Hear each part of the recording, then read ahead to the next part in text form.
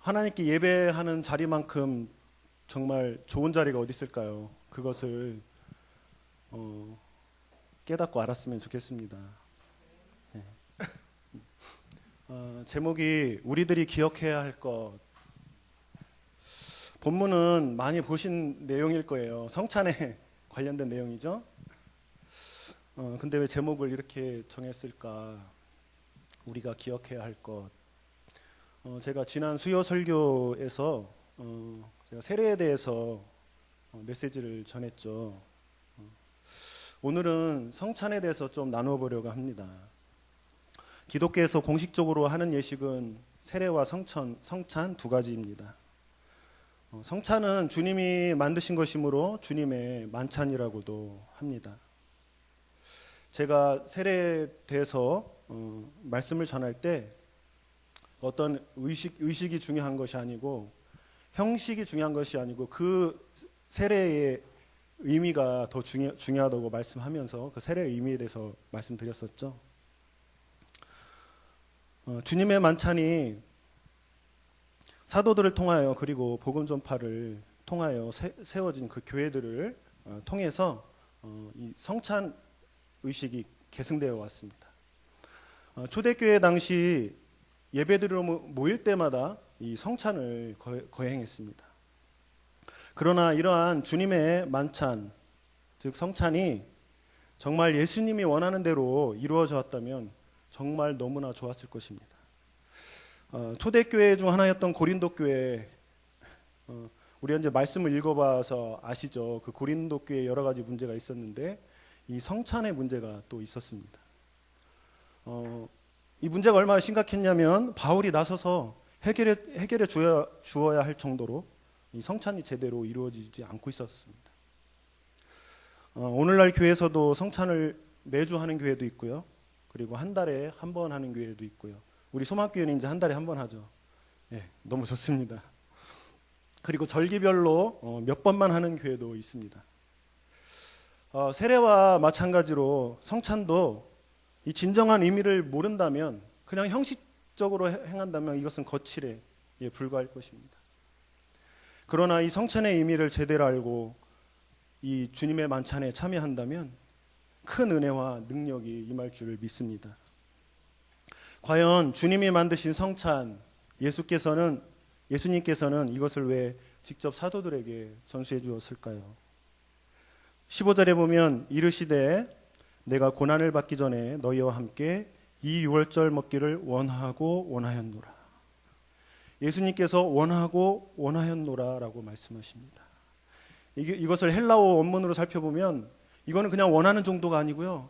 정말 간절히, 정말 내 목숨을 다 바칠 정도로 원했다는 거예요. 예수님은 마지막 날을 십자가에 달리시기 전날 마지막 날을 인간으로서 두렵고 떨리고 괴로우셨을 텐데 그것만으로도 정말 정신이 없으셨을 텐데 이 12사도와 유월절 식사를 간절히 원했습니다. 이유가 무엇이었을까요? 한번 19절에 보면 또 떡을 가져 감사기도 하시고 떼어 그들에게 주시며 이르시되 이것은 너희를 위하여 주는 내 몸이라 너희가 이를 행하여 나를 기념하라 하시고. 여기 기념하라 하시고 에서 이 기념하다는 헬라어 언어로 기억하다, 회상하다 뜻입니다. 그래서 기념하다라는 말보다는 기억하라, 회상하다라고 해석하는 것이 더 정확합니다. 오늘 제가 나눌 이 핵심 메시지가 바로 이것입니다. 예수님은 자신을 기억해 주기를 원하셨다는 것입니다. 이 주님의 마지막 만찬, 주님이 직접 12사도에게 가르치면서 무엇을 원하고 간절히 원했냐면 나를 기억해 달라. 이것을 원하셨다는 것입니다. 이 기억함은 인간이 관심을 받기 위한 그리고 스타가 되기 위한 그런 욕망과는 다른 것입니다. 차원이 다른 것입니다. 무엇을 기억하기를 원하셨을까요? 그것을 살펴보려고 합니다. 우리가 흔히 누군가와 식사를 할 때 식사는 어떠한 의미로 주로 식사를 하죠? 교제를 하죠. 식사를 하면서. 그죠? 교제의 의미가 크죠. 그리고 누구와 식사합니까? 원수와 식사를 하십니까? 정말 대단하신 분입니다. 원수와 얼굴을 마주보고 식사를 할 수 있다는 것은. 근데 우리가 식사를 할 때는 사랑하는 사람과 하죠. 내가 좋아하는 사람과 식사를 합니다. 맛있는 것을 먹을 때 사랑하는 사람이 떠오릅니다. 사도들이 이 주님이 가르쳐 주신 성찬을 할 때마다 누가 떠올랐을까요? 네, 아멘. 자신의 몸을 죽기까지 내어주신 사랑하는 예수님과 함께했던 추억들, 그분이 하셨던 말씀들이 떠오르지 않았겠습니까? 사도들은 우리와 다르죠. 우리는 예수님을 직접 보지도 못했고 예수님의 말씀을 직접 듣지 못했습니다. 그렇죠. 그런데 우리들도 예수님을 만났습니다. 아십니까? 아멘. 우리도 예수님을 만났습니다. 우리가 예수님을 처음 만났을 때 그때부터 예수님과의 추억이 쌓이기 시작하는 것입니다. 여러분, 예수님을 처음 만난 날 한번 기억해 보십시오. 그때부터 지금까지 과정을 한번 오늘 집에 돌아가셔서 한번 깊이 한번 묵상해 보시기 바랍니다. 어떠한 예수님과의 추억이 있나? 내가 아플 때, 내가 어려울 때, 내가 외로울 때, 내가 공경에 처했을 때 나와 함께 해주셨던 그분의 사랑, 나를 위로해 주셨던 그분의 말씀이 추억이 되어 쌓이게 됩니다. 신앙의 연수가 이렇게 오래되신 우리 어르신들일수록 추억이 더 많이 쌓였겠죠. 그래서 성찬을 할 때면 사랑하는 주님이 생각이 나고 나의 신앙의 길에서 그분이 내게 해주셨던 말씀이 기억나는 것입니다.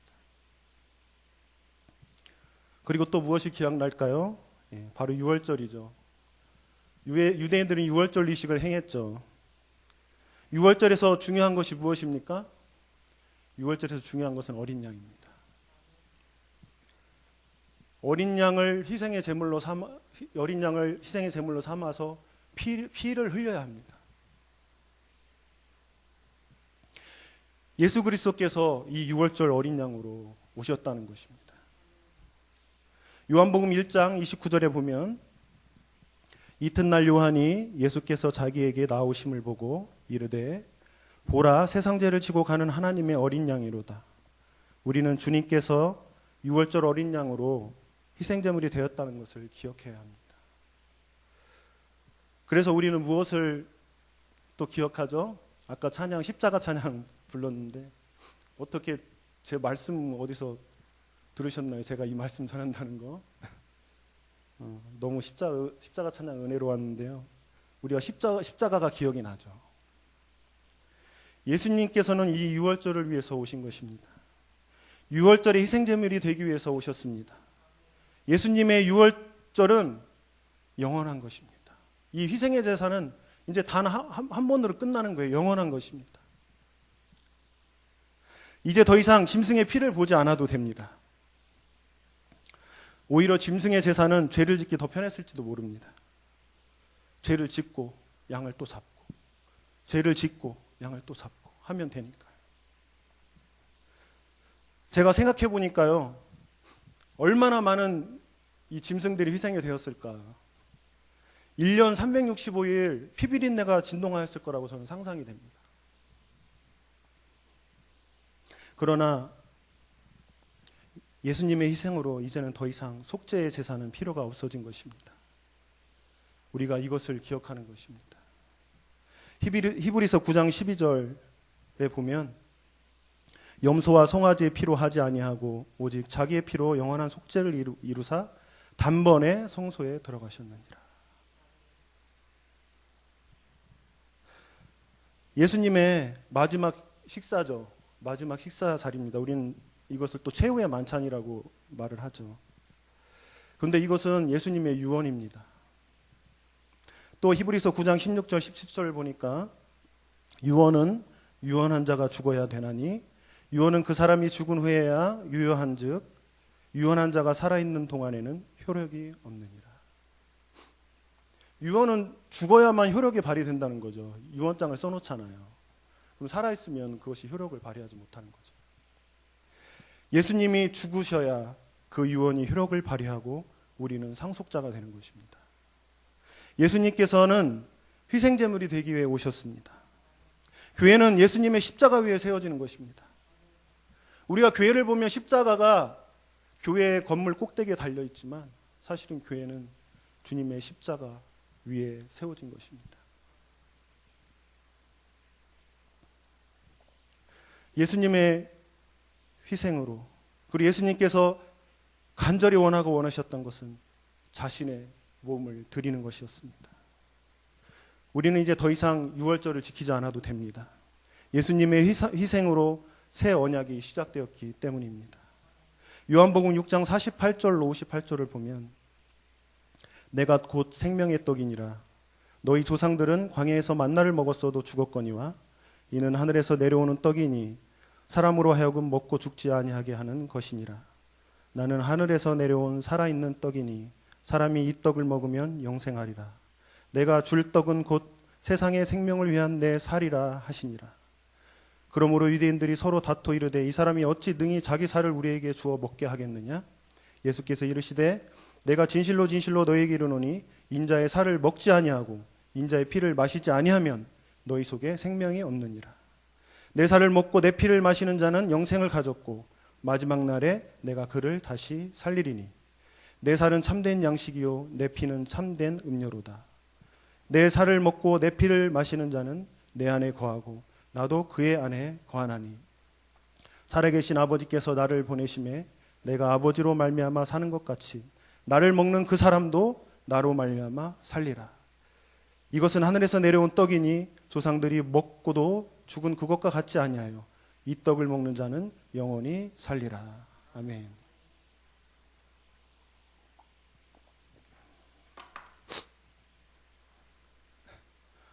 크리스찬이 된다는 것은 주님의 살을 먹고 마셔야 되는 것입니다. 우리는 오늘 요한복음의 말씀처럼 우리는 주님의 살을 먹고 살과 피를 먹고 마셔야 생명이 있다는 것입니다. 우리의 행위로 우리의 어떠한 노력으로 우리가 그리스도인이 되는 것이 아닙니다. 주님의 살과 피를 먹고 마신다는 것은 무엇입니까? 식인종이 되는 것입니까? 오늘 유대인의 질문처럼 아니죠. 예수님의 이 말을 듣고요, 예수님을 따르던 많은 무리들이 떠났습니다. 저 사람 미쳤다. 주님의 살과 피를 먹고 마신다는 것은 주님과 연합된다는 것입니다. 주님이 내 안에 들어와 사시는 것입니다. 나와 더불어 먹고 사시는 것입니다. 요한계시록 3장 20절에 볼지어다 내가 문 밖에 서서 두드리노니 누구든지 내 음성을 듣고 문을 열면 내가 그에게로 들어가 그와 더불어 먹고 그는 나와 더불어 먹으리라. 주님과의 관계가 회복되는 것입니다. 거듭나는 것입니다. 십자가에서 내가 죽고 예수님과 함께 다시 살아난 것입니다. 갈라디아서 2장 20절 내가 그리스도와 함께 십자가에 못 박혔나니 그런즉 이제는 내가 사는 것이 아니요 오직 내 안에 그리스도께서 사시는 것이라. 이제 내가 육체 가운데 사는 것은 나를 사랑하사 나를 위하여 자기 자신을 버리신 하나님의 아들을 믿는 믿음 안에 사는 것이라. 아멘. 이러한 진정한 성찬을 경험한 사람은 더 이상 이전에 제약된 모습으로 살 수 없습니다. 예수님이 사람 안에 계시면 사람은 변화되게 되어 있습니다. 그분을 먹고 마시면 사람은 반드시 변화되게 되어 있습니다. 예수님이 내 안에 계시니 죄가 미워지기 시작합니다. 이것은 내 위주로 되는 것이 아닙니다. 내가 죄를 이겨보려 한다고 해서 죄를 이길 수 있는 것이 아닙니다. 예수님과 내가 연합이 되어야만 가능한 일입니다. 죄를 안 짓겠다고 몸부림을 쳐보십시오. 그러면 어떻게 되는지 아십니까? 이건 제 경험에서 하는 얘기인데요. 죄를 안 지려고 계속 몸부림을 치고 그것을 생각하면 그 죄를 묵상하게 되더라고요. 그러면 결국은 죄를 묵상하고 죄가 더 커지고 죄를 짓게 되더라고요. 무엇인가 중독이 되면 내 위지대로 조절하기가 불가능해집니다. 그러나 우리가 성령에 충만해지면 내 위지대로가 아닌 저절로 중독에서 벗어지게 되는 것입니다. 주님의 살과 피를 먹고 마셔야 됩니다. 우리 청소년들 안타까운 것 중에 하나가 스마트폰 중독이죠. 중독. 네. 팝콘 브레인이 된다고 성수련 선교사님이 말씀해 주신 것 같아요. 자극적이게 되고 쉽게 흥분하고 분노를 터뜨리고 심지어는 사람을 죽이고 때리고, 이게 내가 안 해야지 그런 내가 생각을 한다고 해서 끊어집니까? 아닙니다. 우리 주님의 살과 피를 먹고 마셔야만 됩니다. 주님이 내 안에 계셔야만 이러한 문제들이 해결될 줄 믿습니다. 그리고 우리 젊은이들, 젊은 청소년들 정말 이것을 알았으면 좋겠어요.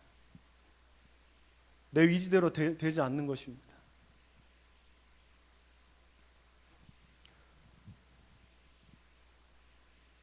우리가 성령에 충만해지면 우리 인생이 파산 상태에 이른 것 같이 느껴질지라도 회복되고, 그리고 내가 죽을 것만 같았던 인생일지라도 살아나고 그의 삶에 소망의 길이 열리게 되는 줄 믿습니다. 우리는 예수님을 믿고도 여전히 죄를 짓습니다. 저도 그렇습니다. 예수님처럼 모든 사람을 사랑할 수 있는 능력이 저에게는 없습니다. 그러나 달라진 것은 내 안에 주님이 계신다는 것입니다. 저는 주님의 살과 피를 먹었다는 것입니다. 이제는 더 이상 죄의 노예가 되지 않는다는 것입니다. 더 이상 사망이 나를 어찌할 수 없게 된 것입니다. 그리고 또 무엇이 기억났을까요? 성찬을 할 때마다 사도들은 주님의 말씀이 기억났을 것입니다. 주님이 나를 얼마나 사랑하셨는지, 그분과 함께 있을 때가 얼마나 좋았는지, 그분의 말씀이 얼마나 능력이 있었는지, 그분을 통해서 얼마나 많은 사람들이 죽음에서 생명으로 돌이켰는지 말입니다. 주님은 곧 떠나신다고 말씀하십니다. 마지막 유언을 하고 계십니다. 사랑하는 사람들을 두고 떠나야 합니다. 주님은 제자들도 곧 뿔뿔이 흩어질 것을 아셨습니다. 그리고 그러하기를 원하셨습니다. 그리고 그리스도인답게 살기를 원하셨습니다. 그러려면 주님의 말씀을 기억해야 합니다. 주님과 동행하며 들려주셨던 말씀을 기억해야 합니다. 주님의 복음을 기억해야 하는 것입니다. 주님은 복음이 세계 만방에 퍼지기를 원하셨습니다. 그리고 또 무엇을 기억하길 원하셨을까요? 16절에 보면 내가 너에게 이르노니 이 월절이 하나님 나라에서 이루기까지 다시 먹지 아니하리라 하시고, 하나님 나라가 나오죠. 그리고 18절에 내가 너에게 이르노니 내가 이제부터 하나님의 나라가 임할 때까지 포도나무에서 난 것을 다시 마시지 아니하리라 하시고, 앞으로 도래야 할 하나님 나라를 기억하시기 바랍니다. 우리는 하나님 나라에 된다는 것을 기억해야 합니다. 그리고 이 땅에 살면서 땅의 것만을 생각하지 말고 하나님이 다스릴 그 나라를 생각해야 합니다. 위의 것을 생각하고 땅의 것을 생각하지 말아야 합니다. 요한계시록 19장 6절에 또 내가 들으니 허다한 무리의 음성과도 같고 많은 물소리와도 같고 큰 우레소리와도 같은 소리로 이르되 할렐루야, 주 우리 하나님 곧 전능하신 이가 통치하시도다. 할렐루야, 주 우리 하나님 곧 전능하신 이가 통치하시도다. 아멘. 하나님 나라는요, 문재인 대통령도 아니고요, 트럼프도 아니고요, 김정은도 아니고요, 하나님 전능하신 그분이 직접 다스리시는 나라입니다. 아멘. 뭐 문제가 많다고 기사들 보면 정말 열받죠. 열받습니다. 근데 당연한 것입니다. 죄인들이 다스리는 나라, 사망이 다스리는 나라가 정상적으로 돌아가는 게 정상입니까? 오히려 비정상이죠.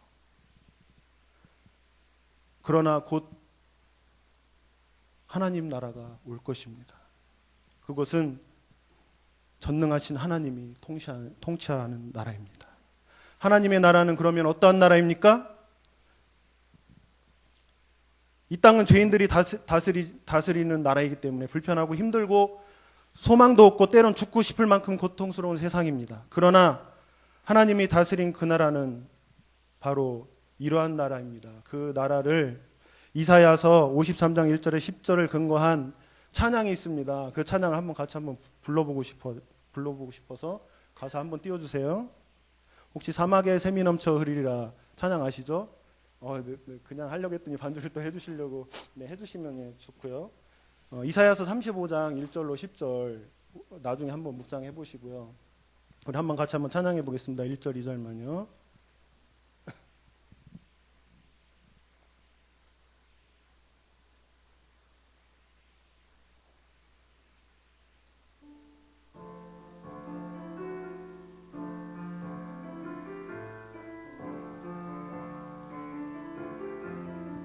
우리 박수 치면서 한번 찬양해 볼까요?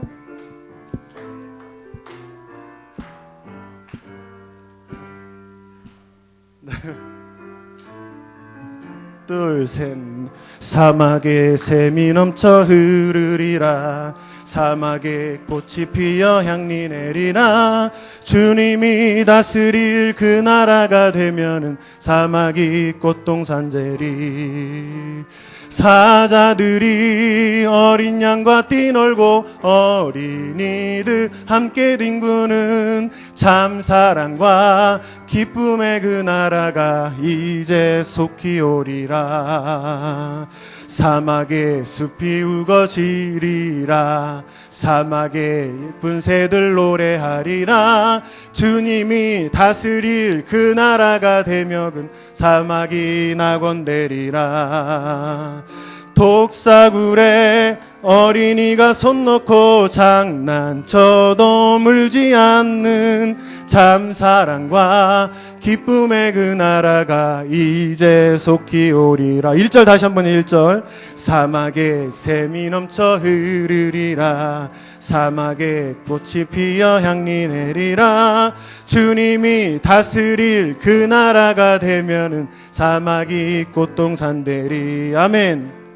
사자들이 어린 양과 뛰놀고 어린이도 같이 뒹구는 참 사랑과 기쁨의 그 나라가 이제 속히 오리다. 아멘. 네, 감사합니다. 네, 반주를 생각도 안 했는데 갑자기 해주셔서 너무 감사합니다. 네, 하나님 나라는 좀 시적인 표현으로 했는데요. 사막에 샘이 넘칠 줄 믿습니다. 사막에 꽃이 피는 그런 곳인 줄 믿습니다. 사자들이 어린 양과 뛰놀고, 저는 이게 너무 좋아요. 사자들이 어린 양과 뛰놀고 어린이도 같이 뒹구는. 지금 이 세상은 약육강식의 시대잖아요. 어찌 감히 이런 상상을 하겠습니까? 이 세상에서 강한 자가 살아나고 약한 자는 죽는 이 세상. 그러나 주님이 다스리는 그 나라는 사자들이 어린 양들과 뛰어논다는 것입니다. 이런 약육강식의 세상이 아니라는 거예요. 모두가 평등하고 모두가 주인공이 되는 그런 영광스러운 몸으로 살아가는 그런 나라라는 것입니다. 그런 나라가 좋지 않겠습니까? 불공평하고 악이 가득하고 소망이 없는 이 땅에서 영원히 살고 싶습니까? 저는 그러고 싶지 않아요. 빨리 하나님 나라 가고 싶습니다. 우리가 가게 될 하나님의 나라, 주님이 통치하는 나라는 약육강식이 아닌, 아픔이 아닌, 눈물이 아닌, 죽음이 아닌, 다시는 아픔도 없고 눈물도 없고 죽음이 없는 그런 나라라는 것입니다. 기쁨과 찬양이 있는 것입니다. 아멘. 영원한 생명이 있는 곳입니다. 요한계시록 21장 4절에 보면 모든 눈물을 그 눈에서 닦아주시니 다시는 사망이 없고 애통하는 것이나 곡하는 것이나 아픈 것이 다시 있지 아니하리니 처음 것들이 다 지나갔음이러라. 이러한 나라가 바로 하나님 나라라는 것입니다. 이렇듯 우리는 성찬을 할 때만 아니고요. 물론 성찬을 할 때 우리가 이렇게 이런 것들을 깊이 기억했으면 좋겠는데요. 성찬을 할 때만이 아니라 우리가 날마다 매일매일 우리가 꼭 떡과 포도주를 마셔야 됩니까? 그래야 우리가 이런 것들을 기억할 수 있습니까? 아니죠. 주님이 원하시는 건 바로 이거예요. 주님이 너희들이 성찬을 한 달에 3번 해라, 매일 성찬해라, 그렇게 말씀하신 적이 없어요. 그런데 이거를 왜 지켰을까요? 왜 사도들이 이거를 계속 전승해 왔을까요? 이것들을 왜 지켰을까요? 사실은 우리는 날마다 음식을 먹을 때마다, 무엇을 마실 때마다, 좋은 것을 먹고 마실 때마다 주님의 살과 피를 기억해야 된다는 것입니다. 우리 매일매일 삶의 말입니다. 우리가 그런 거를 못하니까 성찬식 할 때만이라도 기억을 하라는 것입니다.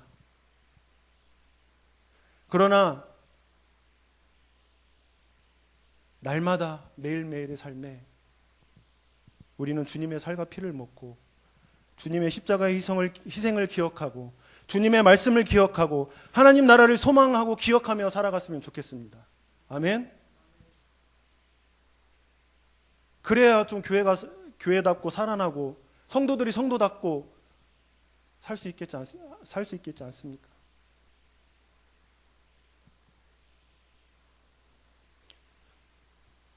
그래서 우리 교회를 통해서요, 우리 목장도 마찬가지고요, 그리고 나도 마찬가지고요, 우리 교회를 통해서 이런 죽어가는 영혼들, 아픈 영혼들이 와서 예배 가운데 치유받고 회복되는 경험을 하기를 저는 소망합니다. 그런 목장이 되었으면 좋겠습니다. 그런 교회가 되었으면 좋겠습니다. 세상은요 불공평해요. 제가 마티즈 끌고 다니는데요 우습게 봐요. 앞에 그랜저가 벤츠가 지나가면요 빵빵거리지도 않아요. 근데 제가 조금만 멈칫하면요, 아이고 사방에서 얼마나 빵빵대는지 마티즈 몰고 다니면서 가슴을 졸이면서 운전하고 다닐 때가 얼마나 많은지 모릅니다. 세상은 그런 곳입니다. 돈 없는 사람 우습게 여겨요. 가난한 자들을. 그러나 하나님 나라는 그런 곳이 아닙니다. 그런 하나님 나라가 우리가 하나님 나라에 가서만 경험을 합니까? 아니죠. 우리 교회가 바로 하나님 나라가 임하는 장소인 줄 믿으시기 바랍니다. 우리 교회에서 이러한 생명의 역사가 일어나기 원합니다. 날마다 주님의 살과 피를 먹고 마셔서 주님과 깊은 연합을 이루었으면 좋겠습니다. 그래서 우리 성도들과 깊은 연합을 나누었으면 좋겠습니다. 우리는 한 몸이잖아요.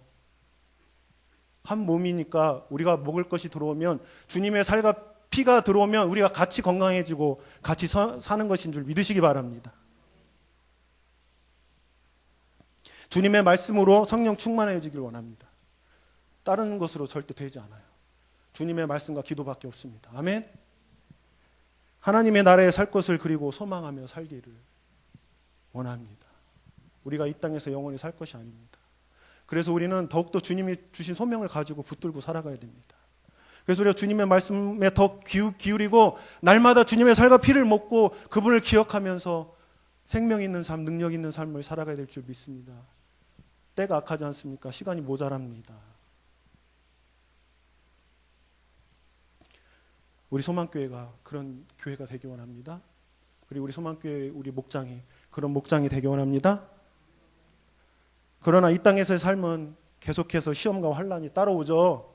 네, 항상 기쁠 수만 없습니다. 그런데 이러한 모든 것이 이제는 이전과 다르다는 것입니다. 왜냐? 내 안에 예수님이 계시기 때문입니다. 한 몸이 된 교회, 우리 각 지체 성도 여러분이 우리와 같이 함께 신앙생활을 하기 때문입니다. 내가 때론 지쳐서 넘어질지라도 우리 옆에 지체가 붙들어 일으켜주고 기도하고, 그래서 살아나는 거 아니겠습니까? 그래서 우리가 신앙의 길을 끝까지 갈 수 있는 거 아니겠습니까? 그런 교회가 되기 원합니다. 그러면 끝까지 승리하면서 우리가 신앙을 지켜가면서 그렇게 살기를 소망합니다. 우리 같이 찬양 드리겠습니다.